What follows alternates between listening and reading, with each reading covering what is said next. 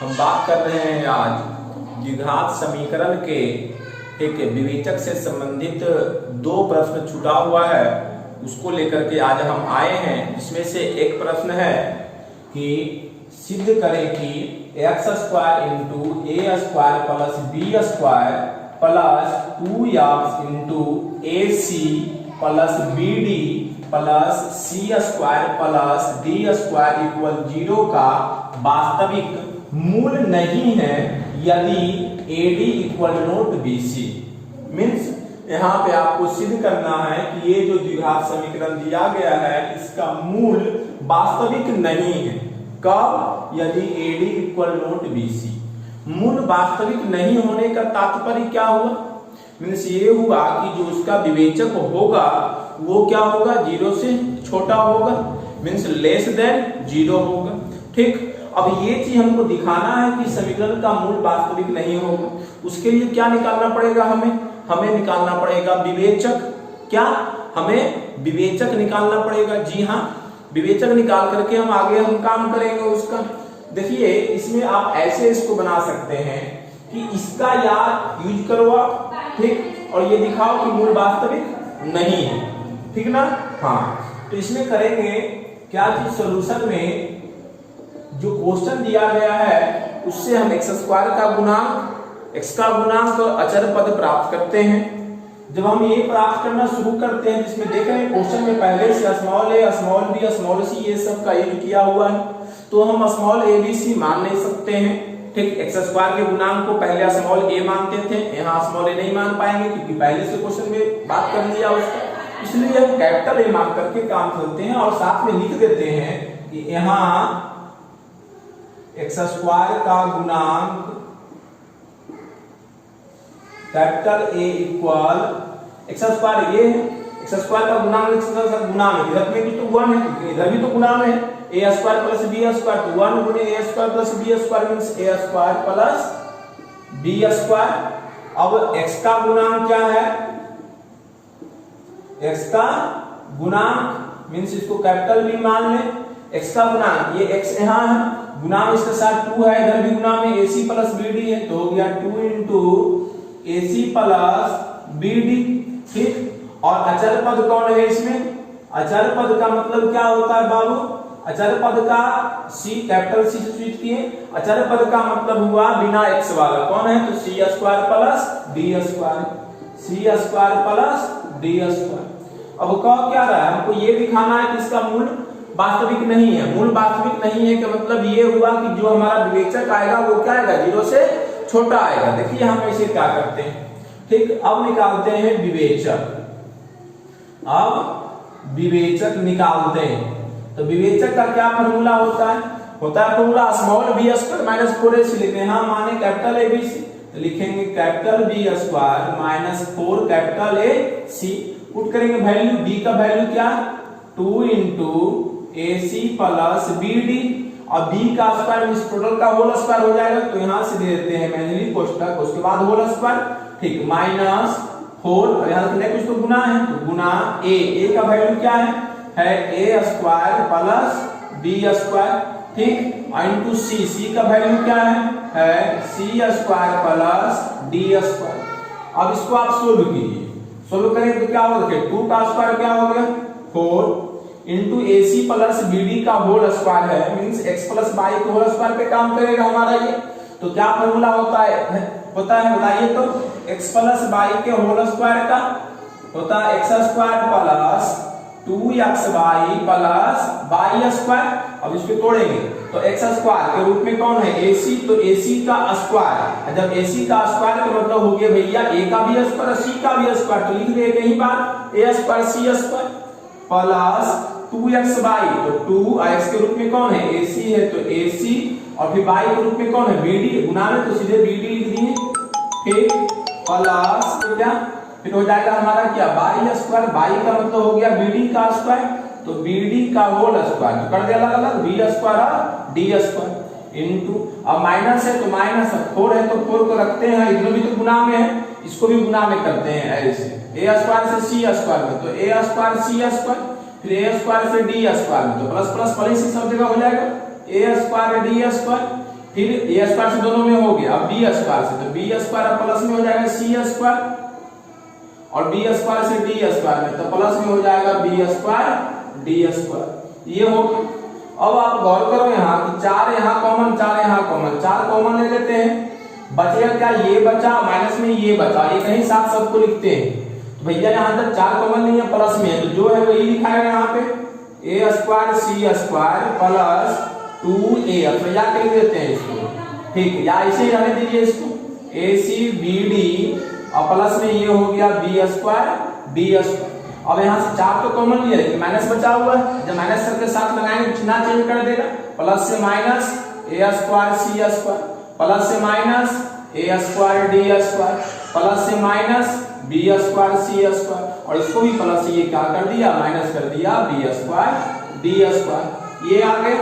अब देखिए 4 हो गया into A square C square plus में A square C square minus में cancel, B square D square plus में B square D square minus में कैंसिल। क्या कोई और माइनस होगा, कोई और माइनस नहीं होगा। अब क्या करेंगे इसको, तो देखिए ये जो हमारा काम करेगा ये X square plus Y square plus 2x Y पर काम करेगा, लेकिन ये दोनों माइनस में है, तो क्या करते हैं माइनस कॉमन निकालते हैं यहाँ पे, ये माइनस आ गया कॉमन, जब ये माइनस कॉमन आ गया तो अब क्या बचेगा, तो पहले इसको लिख लेते हैं, तो ये तो माइनस से प्लस हो जाएगा ए स्क्वायर डी स्क्वायर, उसके बाद ये लिखते हैं तो ये प्लस से माइनस हो जाएगा 2ac, हाँ 2ac bd, और ये बचा यहाँ पे B square C square minus में, इसमें माइनस कॉमन लिया तो ये बच गया प्लस में बी स्क्वायर सी स्क्वायर। अब देखिए -4 हो गया।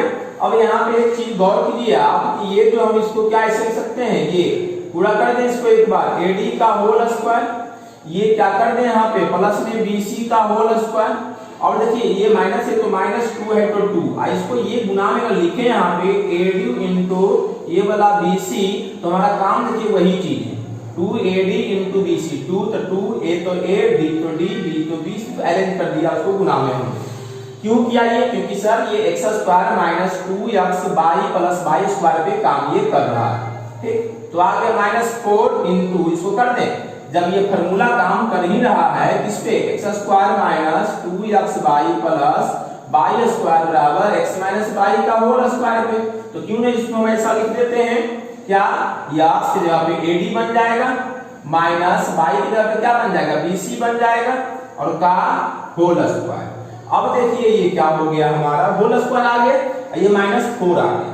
अब यहाँ से थोड़ा सा आपको समझना है कि किसी भी संख्या का अगर स्क्वायर हो तो वह संख्या कभी भी माइनस में नहीं आ सकता है, चाहे कोई भी संख्या हो। एग्जांपल आप समझ लो यहाँ पे, अगर -3 का हमने स्क्वायर किया, जानते हो माइनस का स्क्वायर प्लस 3 का स्क्वायर में, मतलब माइनस का अगर स्क्वायर हम किए तो प्लस में आए, जब प्लस का स्क्वायर करेंगे तो प्लस आएगा ही। मतलब वास्तविक संख्या में कोई भी संख्या चाहे √2 है, √2 का भी स्क्वायर करेंगे हम इसका यहाँ पे, तो रूट से स्क्वायर कैंसिल हुआ तो 2 हो गया यहाँ पे। तो जितने भी वास्तविक संख्या है सभी का स्क्वायर करने पर प्लस में आता है, मींस ये संख्या क्या है, पूरा का पूरा प्लस में। जब ये प्लस में है और माइनस वाली कोई संख्या उसमें गुना में होती है, वो संख्या क्या हो जाती है, माइनस में आ जाती है, ठीक। अर्थात ये संख्या क्या हो गया, लेस देन 0 हो गया, मींस लेस देन 0।